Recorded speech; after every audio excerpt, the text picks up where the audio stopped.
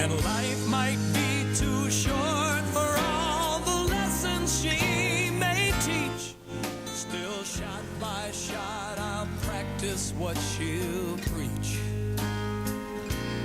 Just grant me one more day at Pebble Beach.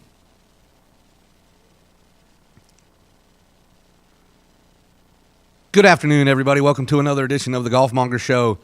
I'm your host, Brian Steffen. I am the Golfmonger, live on TGD Radio and TGD TV. Pebble Beach, a very appropriate song leading into the show today. As we talked before we came on air with the man behind the glass, bring him on, Jeff Gilder, our producer. If it wasn't for him, I wouldn't be here because I don't know how to push a single one of those buttons back over there. If we're nothing, we are topical and current here on the golfdirector.com. Yeah. I'll tell you what, you said you've been there, but not get a chance to play the golf course. I've never been, and it is definitely a bucket list location, as Absolutely. it is, I'm sure, for pretty much every golfer in America, if not the world. It's a bucket list spot. Lots to get to. Obviously, they just started today out at, well, they used to go the old Clam Bake back in the day. Yeah, man. You know, with Bing Crosby and Bob Hope and the gang, and now who's even the host, considered the host anymore? You know, I don't even know. Do they even have an official host anymore? Changed a lot over time. Yeah. Bill Murray's still there. Bill Murray plays. Yeah, you know, and it's funny because if you go to the PGA website, they've got they do their power rankings for fantasy as we get into every week on Tuesday afternoons with Fantasy Golf TV with Jeff Deal. They have celebrity rankings, who the best celebrity golfers are, and who they thought could win this year. They got Kenny G and notice it's musicians. They got a lot of free time. You know, they got Kenny G, the what's he play? The flute, I don't know. but whatever. Some kind of horn. Yeah, some kind of horn. Colt Ford, country music singer. Yeah, now Colt can play some Colt, golf. I've seen Colt play golf here in the Monday after the Masters. Yeah. Colt's a player. By the way, he looks about as far from a golfer as you could possibly look like, the way he's built and get on there. So those are some of the guys that are on the list. Obviously, Bill Murray's there. You got Ray Romano. A lot of guys out there that, you know, and then you get people you don't even know. Yeah. They're like corporate CEOs and things like that. But it's always fun to see. Some of those guys can golf. Some of those guys can golf. Yeah. What was it? Brant Snedeker, when he won this thing 2 years ago, he pulled the double dip because didn't he win the overall as well because he was playing with his golf coach from Vanderbilt, where he went to school. Yep. It was his celebrity, and they won. So we'll get back into more what's going on at Pebble Beach a little later in the show. I wanted to start things off just because I have to. You know, I don't like to do this, but I have to. But you're going to. But I'm going Something to. Something tells me you're going to bring up Tiger. And the reason I'm going to do it because I want to do it, and I want to talk about it, and I want to get out of the way, and I'll move on to the next thing that I actually really want to talk about. Okay, did it really take Tiger Woods to come out personally and say, my golf game isn't good enough for the PGA Tour right now. I think I need to take a break. They need to rename him Captain Obvious. Did he? Yeah, I was going to say, did he need to say that? Yeah. You know, way, man. And let me tell you another person who needs, and here's somebody that needs to stop talking. By the way, someone who needs to keep talking and has got a grin as big as a Cheshire cat is Brandel Chambly. Oh, my God, yeah. Because he's been bagging Tiger for a long time, Yep. and everybody gets on him about it, right? Yep. Oh, well, you just had a personal conflict back in the day when you were on the tour. Yep. So be it. You know what? He's the one that Golf Channel's paying to talk. Yeah. And let him talk, right? Let him talk. I don't have to like him. Has he been wrong? No, he's been right. I mean, I'm not a big Sadly. fan of him either, but Yeah. has he been wrong? Yeah. You know, and a lot of guys say, well, who's he to talk? He was a mediocre pro player at best, which If is he was why he's any on good, TV. he'd still be out there, right? Well, here's the thing. But if they didn't think he knew what he's talking about when he's talking about golf, the Golf Channel wouldn't have him on either. True. So, I mean, Yeah. But he's been right about Tiger for the most part. Oh, he has. You're right. For the most part. Yep. And he definitely has been since he's come back this time. But who needs to stop talking? For God's sakes, I know he's your buddy and you're trying to help him, but for the love of Pete, shut your mouth and stop talking, is Nota Big A. My buddy?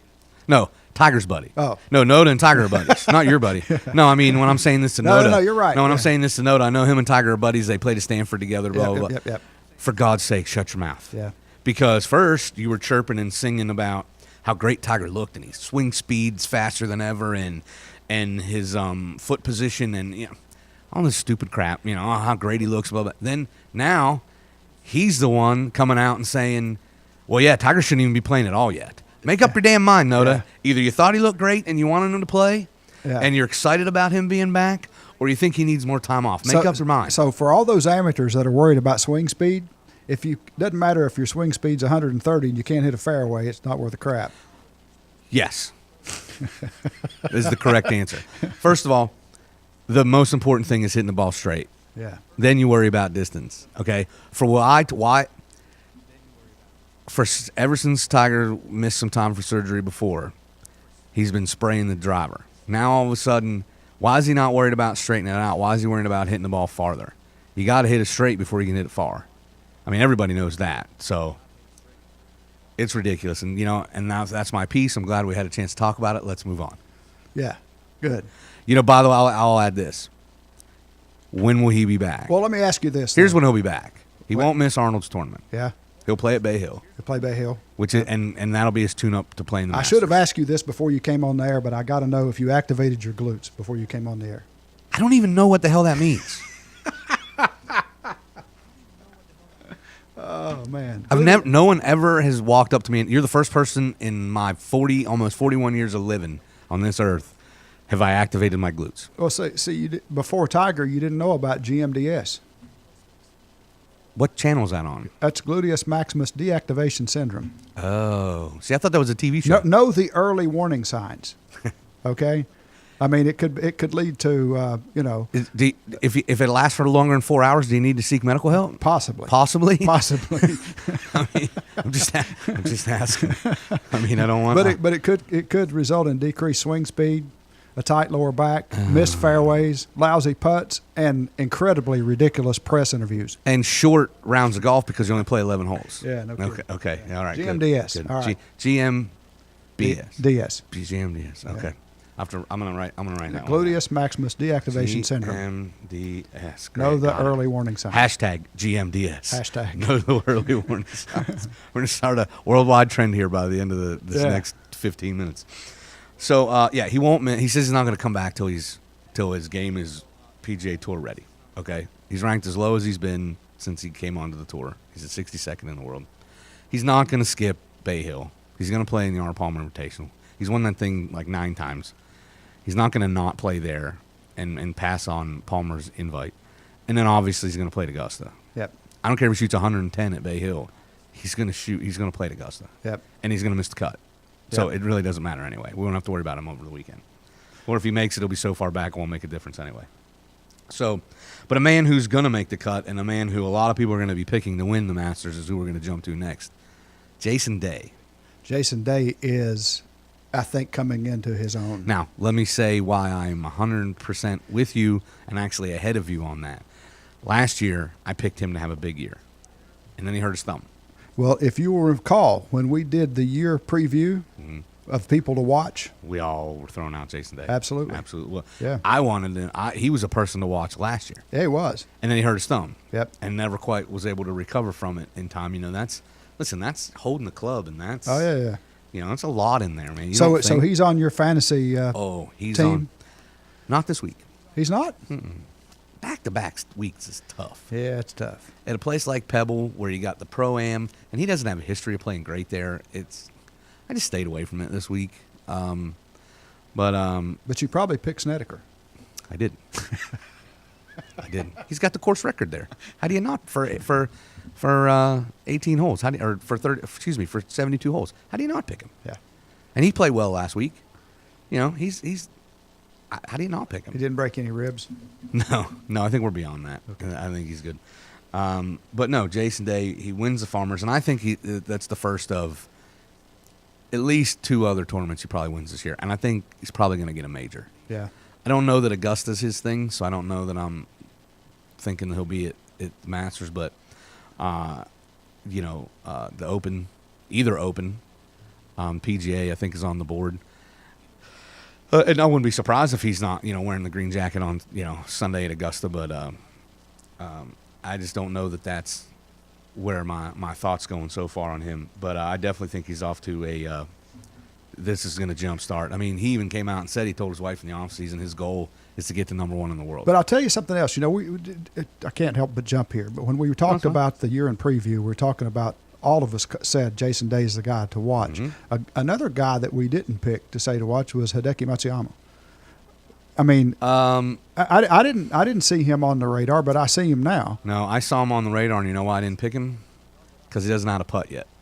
I tell you what, that dude's got one of the most beautiful golf swings in the game. He does, but he also has an awful putting stroke. Yeah, that'll come. He's 21, 22. Yeah. I mean, it's going to come. You know when I'll pick him? Next year or the next year. Yeah. As soon as I see that he I can, think that kid's going to win this that year. he can putt. Oh, he Yeah. might win. Yeah. But I'm not. I'm going to put the guy on the radar to win. Yeah. We're talking about somebody put on the radar. We're talking about doing big things. Yeah. In my opinion, when you talk about someone on the radar, who's going to win 2 or 3 times, who's going to win a major, who's Yeah. going to have a shot at the FedEx, who's going to have a shot at Player of the Year, he's not there yet. He's going to surprise. I mean, he surprises what he won the Memorial in a Yep. strong field. He's gonna win. I mean, because he's a good player. His game, except for putting, but there's a reason the saying is "drive for show, putt for dough." Yeah. You know, how many putts did he miss at Scottsdale that Yeah. were? He could have beat Brooks Koepka by 3 strokes if he could have made a putt on the back 9. You know, so I just think that that's why he's not on my radar for this year.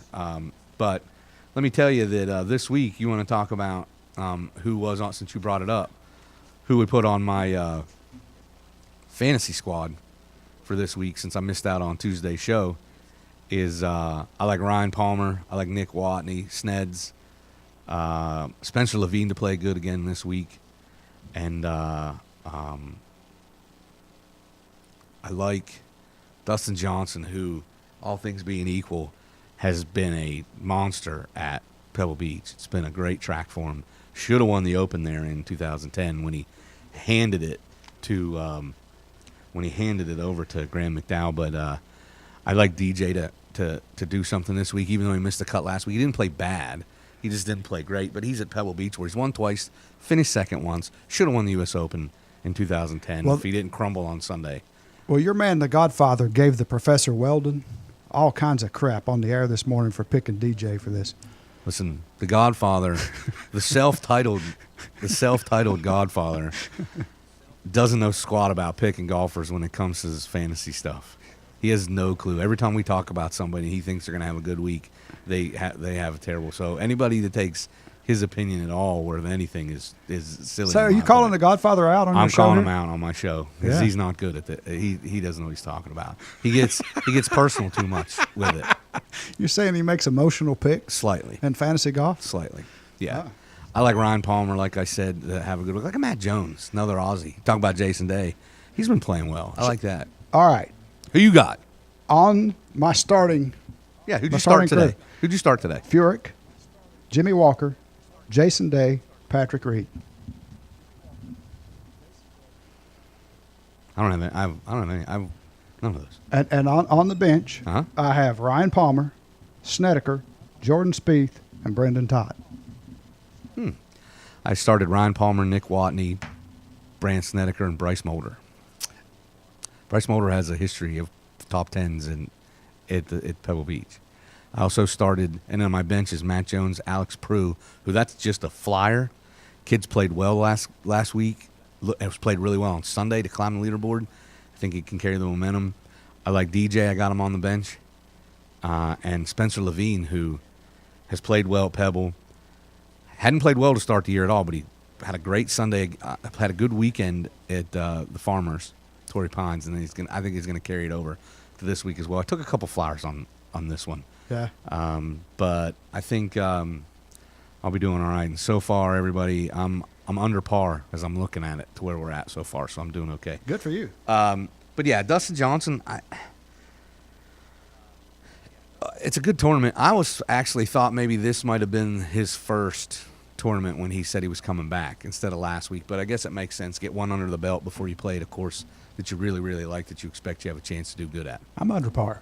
Attaboy. Patrick Reed, -3. There you go. So, anyway, that's what we like this week. And although I like Jimmy Walker, I didn't Walker, pick. was he +2 right now? Here's the problem. Here's why I Plus didn't. 1. Here's why I didn't pick him. You only pick guys 10 times in our Yep. league. I've already used him 3. Yeah. Because he plays so well early in the year on the West Coast. Yeah. And I'm like, you know what? There's plenty of other guys I like. I'm going to leave him and save him because, trust me, I need him probably 3 times in majors. This is the year. first time I've had him in a starting lineup. Yeah, I need him probably at least 3 times this year in Yeah. majors because there's speaking of guys on the radar that could break through and win a major this year. Jason Day's +2. He'll be all right. He'll be all right. See, that's just it. It's tough to go back-to-back weeks. Yep. It really is. It really is. Let's speaking of guys who not on the radar, and you probably couldn't pick out of a crowd. We talked about this before. Did you hear that they finally caught somebody and pressed charges in the Robert Allenby case? No, I didn't hear that. Robert Allenby, for any of you that may not have remembered, heard, or cared, the Australian golfer who missed the cut at the Sony on Friday evening outside of a bar. Apparently, he was jumped, beat up, mugged, Robbed, accosted, assaulted. I mean, there's been lots of terms, and not to make light of a man's bad luck. Yeah. There's also been people out there that said he just got drunk and fell down. I mean, and while he was passed out, somebody took his wallet. I mean, we've heard all kinds of things about what happened to poor Robert Allenby. Yeah. And then also you get people that have said, who's Robert Allenby? I mean, he hasn't won on tour since 2001, and he's Australian. So he's not, on everybody in America's radar if you're not a golf fan. Yeah. We talked about this before. We are golf fans, and if he walked in the door right now, I might not know well, that it's if he him. walked in the day after he got beat up, I'd probably recognize him. Well, yeah, because if he looks like this picture that's on this webpage, if he still looks that way, I'd recognize him. So this news is coming off of an Australian site, abc.net.au. They arrested a 32-year-old man by the name of Patrick Owen Harbison. He's been charged with 3 counts of second-degree identity theft, 3 counts of second-degree attempted theft, and 1 count of unauthorized possession of confidential personal information. Now, none of that says anything about beating the crap out of a guy. Yeah. But what that does say is that at least proves the robbery side. A guy who has a record of stealing identity stole. The guy has stole a wallet. a record. This is like his. If you read deeper into this, this is his 3rd or 4th. But the guy's not too smart, okay? Because the time to have stole Allenby's wallet was before he went into the titty bar.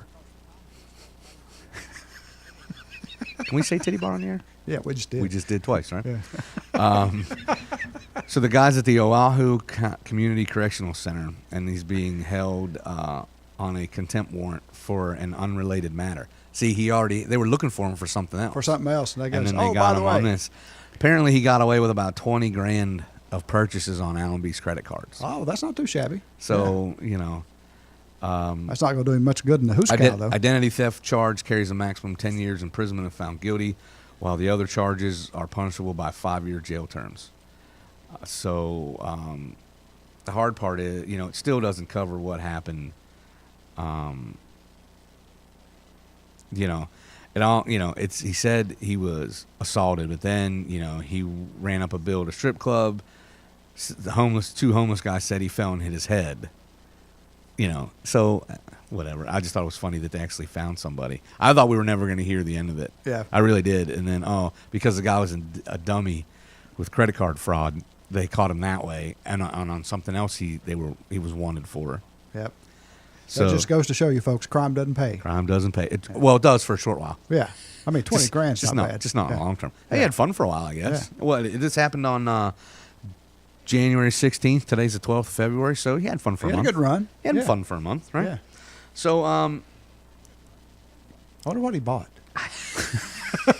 the report doesn't say. Wonder what he bought. Is that even important to the story? Well, I mean, it's as important as anything else in the story. I guess. I don't. I'm sorry, man. I That's don't what you know. get for It's just letting me participate in your show. It's just a screwy. Yeah, and I don't know I can't turn your mic off, so I'm stuck. Once you start talking, I can't help myself. So anyway, do you have a long shot of your people that you picked? Uh-huh. Who's your long shot? Brendan Todd. Brendan Todd. Mine was Spencer Levine. Yeah. Mine was Spencer Levine this week. So, listen, I wanted to throw this little shameless plug in. Sure. You and I have talked off the air about my sports website, sportsmonger.com. Absolutely. Awesome website. Yes, that you allow me to contribute here as well as there. Absolutely. As of Sunday, so Monday when you log in to sportsmonger.com, we will be twice as big. Sweet. We're partnering with another blog site, dystnow.com. Uh-huh. And we are going to officially be reaching over 20 million people a year now. Sweet. between what we had built up, our readership and their readership. And that is going to be a big launch to our radio network, which we already do some podcasting and stuff over there, which you've been on, and we've done some shows and stuff. Sure. The Sportsmonger Radio Network, which is we're learning fast from you, Obi-Wan, and I appreciate all the help you've given on that. But coming as of Monday, it's a great network, man. Good. We're building a Good. network. It's Yeah, it's good, it's man. getting bigger. We're so we'll be doing some. You got all kinds of mongers over there. Yeah, there are. We got we'll have about 40 writers Sweet. between now that we've combined the Yeah. sites, and half those guys are interested in starting to do some podcasting and some online radio stuff.